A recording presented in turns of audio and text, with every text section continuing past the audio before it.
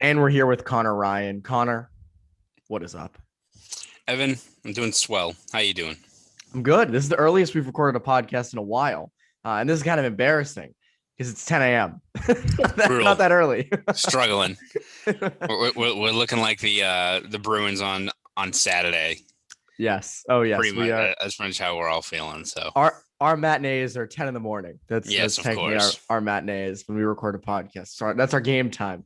Also, before we get into the podcast, you tweeted out a picture of Dunkin's cereal. How was that? I'll be honest with you. It was what I expected. It was extremely chocolatey. My teeth were hurting afterwards, so I think if I had a second bowl, they might have fallen out. Which you expect, right? It's True. par for the course for most like sugary cereal. It was pretty much just like Reese's Puffs is what it was. But again, Reese's Puffs pretty good. So didn't really taste too actually like a cup of coffee, which is shocking that, it wasn't actually like a cup of coffee. But Can't believe it. yeah, it's like when you have like Cookie Crisp for the first time, you think it's gonna be straight up like just like chocolate chip cookies, and it's not. It just tastes like It's pretty wafers. damn close. That's pretty They damn close. try, but like when you're a kid, you buy, you're like, oh, you see the commercial, like, oh shit, like you just a bowl full of cookies, and you have them like, all right, well, this is chocolate, but I'm kind of let down here a little bit. So I don't want to say let down with Dunkin' Donuts because I'm working on that sponsorship, but Can't say as that. as a whole, does the job. It was what I expected. I saw it. I was like, I gotta get these, right. It's the clout's too strong, so don't regret it. Will I get another one?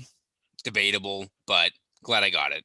When they sponsor you, though, you'll be eating that every day. Yeah, we'll have to edit. We'll have to go back and edit this clip out if they sponsor Yeah. me. Oh, Yeah, yeah. of Well, course, of course, I'm I'll, getting. I'll edit in post. What's funny is, it's you mentioned the Cookie Crisp. When it's funny when I was younger, and this probably goes for most kids. They have the commercials where they put like the stamp of healthy approval on it. Oh Like there's yeah, something that they make it like it seems healthy, so you can say to mom and dad at the grocery store, like, "Hey, that's technically healthy. Can I it's have that for true. breakfast?" I mean, And then that's the we're good. smartest thing that like Honey Nut Cheerios did. It was like, oh, it's good for your heart, but like if you eat like more than two bowls, you like literally you might have to like go to the hospital because it's just straight up sugar. Like it makes you feel better as you like knock out like three bowls, but To I me, don't know. the best cereal as a kid was Cocoa Puffs. That was the one. That was to me, Cocoa Puffs were it. That was the As cereal. CT Crunch, it's the goat. Cinnamon Toast Yeah. Crunch. I, Yeah. I Oh, that haven't is a had good it. one. I haven't had it in like five years, but it's one of those ones you have like as a kid. Then you go to college, you have like an unlimited amount, like in those little like crank things. Oh wow, like this Yes, is the cranks. yeah. This is not gonna stop me from getting like five bowls now and have like a sugar rush before class. But that I think that's the goat for me. I'm gonna be honest though. UMass is number one dining, so I never had to get cereal in Of the course, dining but hall. you It was you guys always good.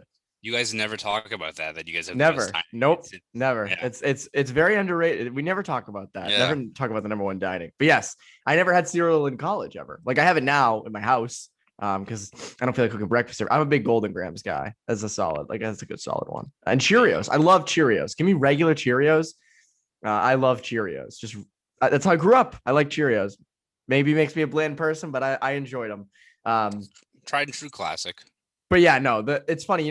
Before we get into Bruins, kind of people are like, when are they going to talk about how bad this team is? I think people are really enjoying the cereal I discourse. should say, I think people would rather talk about the cereal than talk about Bruins. How I knew I was getting older, and by the way, older as in like becoming an adult. Yeah.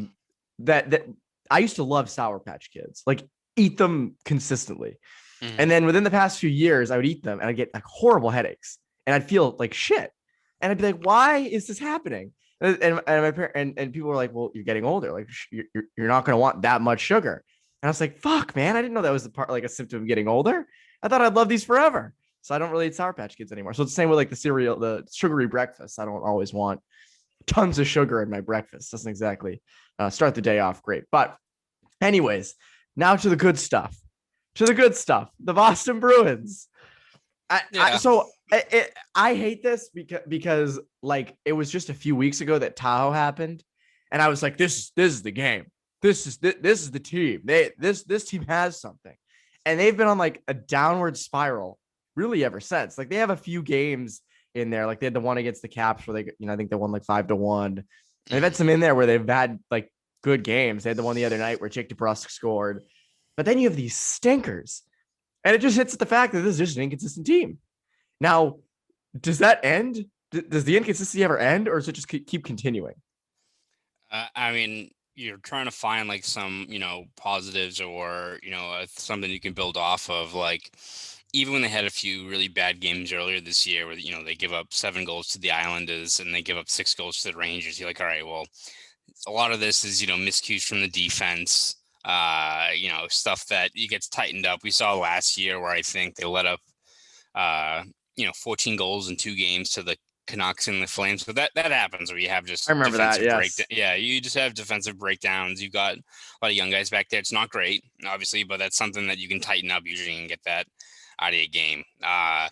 To go from that game on Thursday where it seemed like everything was taking a big step forward. You had DeBrusk breakthrough. Krejci got a goal in the power play.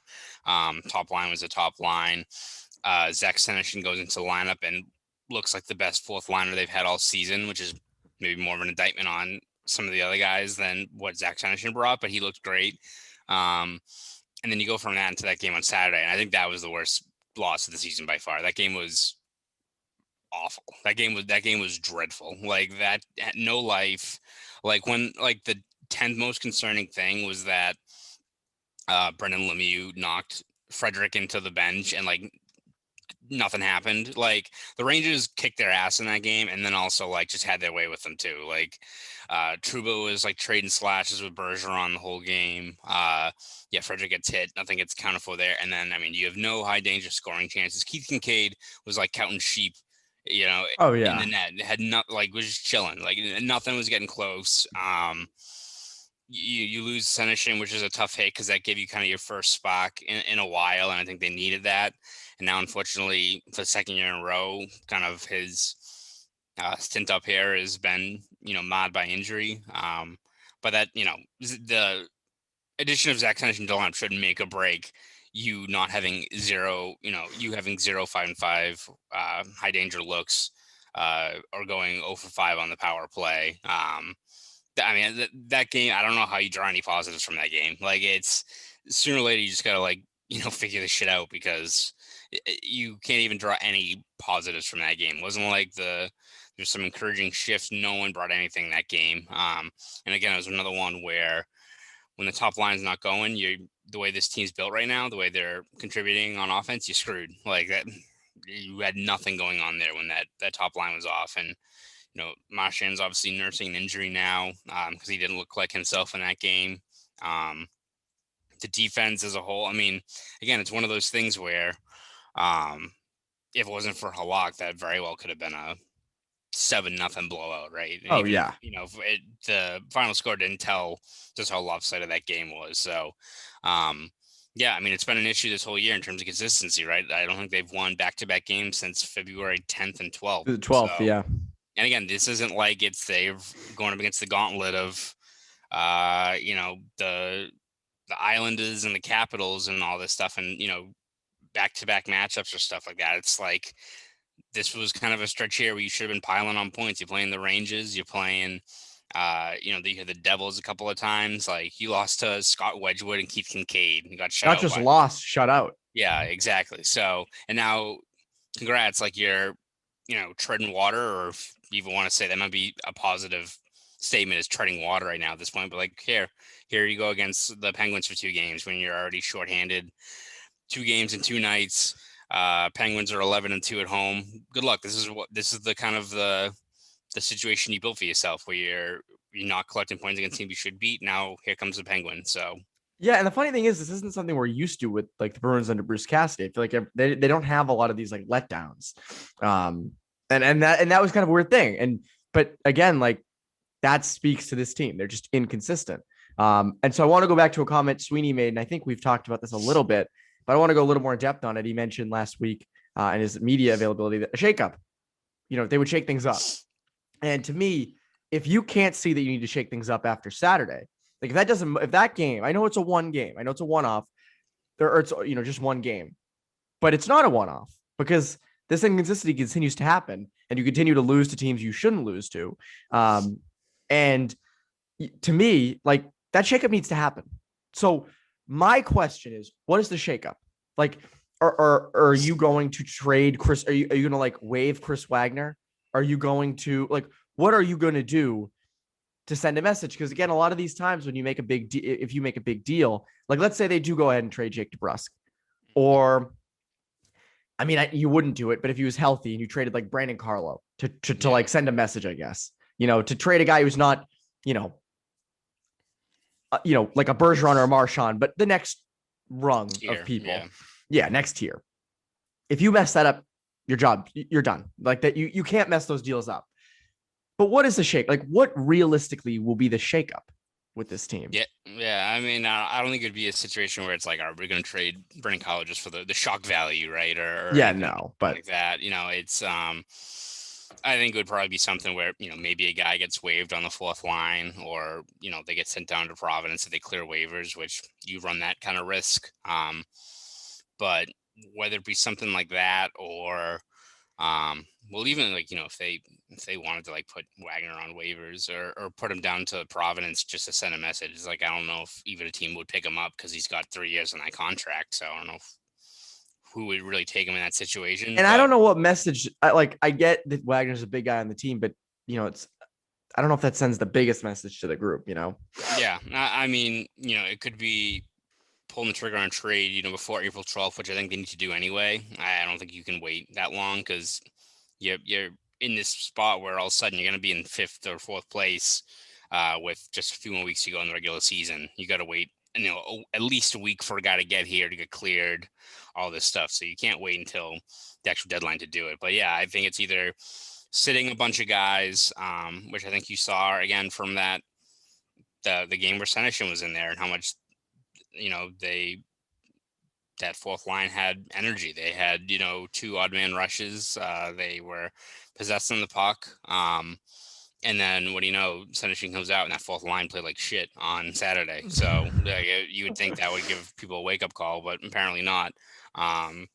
So whether it's, bringing up more guys from Providence, I know Mark Diver, by the time this podcast drops, so obviously we'll see what happens, how drastically different the lineup is. But, he mentioned that, guys like Kuhlman and Jack Ashan and I think Oscar Steen were promoted to the taxi squad. So I don't know if they're going to be down, and I don't know if that's just those roster moves happen every single game. Like, it's not worth reporting on them all the time because it's usually just cap management. Like, I think Frederick has gone from the taxi squad to the NHL squad like 50 times this year. So sometimes it's not worth reading into it, but if it's a situation where they bring up some of those guys, I mean, at this point, like, as long as you're not rushing the development, like people want like Lauko, and I think Mark Divers said, he's 20 years old, give him some time to marinate, which is true. But if it's like a guy like Oscar Steen, who I think is projected as being like a bottom 6 guy, Jack Ashan, who's been fantastic down in Providence, like, screw it. What do you have to lose right now? Like, what are you losing from that fourth line? Like, that you're getting them right now, which is nothing, right? Like, there's only so much you can do to send a message without drastically, augmenting your team. And again, if you have a big trade, if like they're working on like this big blockbuster deal, then of course you're going to augment your team, and that's what you have to do. But you also don't like just move, pieces for the sake of like sending a message that you're going to regret down the road. Like, as soon as the game ends, you've got people who are like, I got to trade Greg Smith and Charlie Coyle and all this. I was like, all right, well, you're not going to do that just from a realistic standpoint. You're not going to just like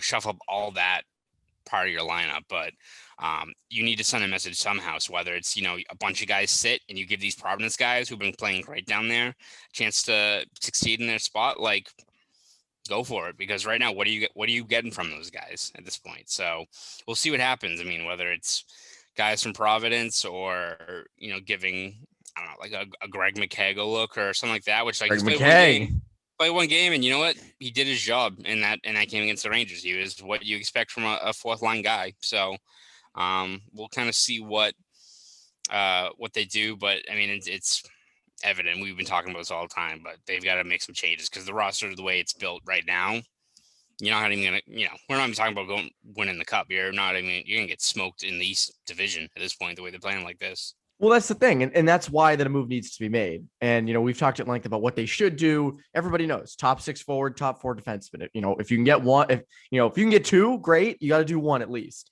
And maybe a depth defense. Like this team needs pieces. And again, like right now, as it sits Monday morning, they're 4th place, 32 points. The Flyers in 5th, 29 points. That's a team that should be a lot better. Like the Flyers have just been dreadful. They're being bailed out by how bad the Flyers are playing. So yes. And so to me, like, again, the shakeup has to come, and we'll see what the shakeup is. Like, how much do you want to shake up this roster? How much do you really want to overturn things? Like, again, to me, there's 4 guys on this team who are not expendable, who you cannot touch, and that's McAvoy, Bergeron, Marchand, Pastrnak. Those are the 4. You can't, like, under no circumstances should those guys ever be traded. The rest, now I'm not saying trade. This is not me saying trade Rask or trade Krejci. It's just those guys are expiring contracts. So, like, you need an elite starting goalie, and you need a number 2 center. And also, like, what is Krejci really going to get you in a trade? Not a heck of a lot, unless you were like in the down with the Devils at the bottom of the division. You wouldn't really trade Krejci. There's no real net value there. But again, if I don't know what circumstance you would trade a Coyle or a Smith, and I don't know why you would do it. Like, I to me, doesn't really make a lot of sense unless you're getting something better, like clearly better, which I don't know if that's going to happen. Because again, these guys' values are at their lowest.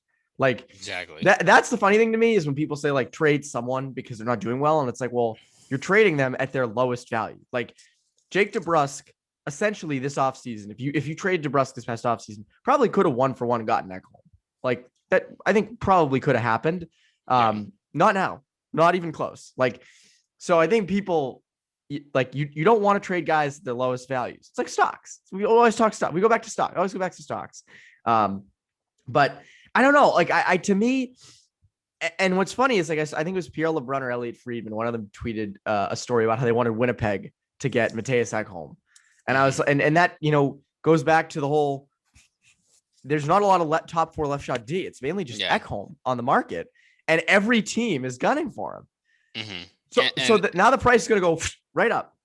Oh yeah. And it's also one of those situations too, where there's also teams that need Ekholm that probably need him more than you do. Like the Bruins definitely could use him, but like, look at the Flyers, right? Carter Hart's not been playing very well. Their defense is definitely the weak point. They can score goals, but what they're missing, especially, is a guy like Ekholm. So if you're going to get into a bidding war with them, like, they've at least got guys on the NHL level who they can probably part ways with if they're more comfortable doing, like Goss Spare or a few other guys. So it's going to be a challenge. Like, and again, if you miss out on Ekholm, it's not like, all right, you've got other options there. It's like, there's not even like a guy who's like a tier below. Like, let's say they're looking for a top 6 forward, like they were a few years ago, and they got like Marcus Johansson, who's like a really, really good third liner. You make do with that, and it worked out pretty well for them. It's not like you go from like Mattias Ekholm to like a guy who's a B tier. You got like Mark Stahl, right? Like it's Jamie Alexiak. It's not ideal for what you're looking for. So it's gonna be tough. There's a lot of teams, even teams that view themselves as contenders or at least in the playoff hunt, that are going to be vying for the same 5 to 10 guys, right? So we'll have to see how it goes, but the Bruins are not alone in what they need to fix, and unfortunately, they've got a lot of holes to address. I just had a realization in my head of like Sweeney coming out the day after the deadline or the day of the deadline and saying, we have guys in Providence. We're good with our group. They're gonna make a move though. They made a move every year the past bunch of years. I don't expect them to not make a move. If there's ever been a year they need to make a move, it is this year. This year they need to make moves. So to me, like after Saturday's game, that's the game where you go, holy shit, we need to make a move. And that I think that really, again, like, and Sweeney's a guy who's not really very open about all his things. He's not the biggest, talker, so to speak, and giving away all what he wants to do and what he's trying to do. But he was pretty open last week, kind of being like, no, we need to, we're totally open to shaking things up and change needs to come. So moves are going to be made. It's just when and who. But yes, very positive episode of Bruins Beat this week. Yeah, Lots of good stuff. I liked when we talked about cereal more, to be honest with you, but That was more fun. And maybe we'll do a cereal podcast. I bet that comedian from Pittsburgh, he probably has a great bit on cereal. I bet he has some zany takes. I bet when he has Lucky Charms, he takes all the actual cereal out and just has the marshmallows. It's so. Oh my god! No one's ever done that before. I know. I bet that's new. That's new. He's so wacky. He's so crazy with a K too. Just the craziest. If he had a radio show, like I forget it, what was his name? Dan Johnson. I honestly forget it was some generic Madden starting name that they give you. Yes. John Smith. Yeah, that Jamoke. Yeah, he would. He would do a bit on cereal, doing zany stuff. But at any rate, Connor, before I let you go, is there anything that you would like to plug? Yeah, we're gonna be breaking down. Obviously, there's gonna be a key matchup against the Penguins, who are rolling right now, and the Bruins are not. So it's gonna be probably a couple of statement games for the Bruins in terms of just seeing what their mettle and how they can get past the stretch here. Again, we could be looking at a few guys from Providence making their way up, so we'll do a breakdown on those guys. And of course, with the trade deadline now less than a month away, we'll be doing tons of previews of potential targets and who the Bruins could be looking at acquiring. So all that stuff will be over at bostonsportsjournal.com. So subscribe there. If you want to follow me on Twitter, you can do that at Connor Ryan _93. They do all that. His name's Matt Light. I knew it was Matt like Light. a Madden line Yeah, name. It's Matt Light. That was the guy. Matt Light. He has a goat in his bio. So obviously sick. He's the GOAT. He's just the GOAT. I'm surprised EDT hasn't gone at this guy. If you want to go look at Matt Light on Twitter, his profile picture is something EDT would zoom in on and make fun of. So I'm surprised that hasn't happened yet. It's going to come, especially maybe this weekend because he's from Pittsburgh or this week. Right. So maybe we get the Matt Light banter going again. Maybe he'll come on the podcast. Start another Crosby trade rumor, Evan. Because it was all your fault. Oh, yeah. It was all my fault. Forgot about that. I wrote it. I did that. Mm-hmm. I didn't actually, for those who don't remember. I didn't do that. But anyways, that has been this episode of Bruins Beat. That's Conor Ryan. I'm Evan Marinofsky. You Bruins Beat listeners have a great rest of your week.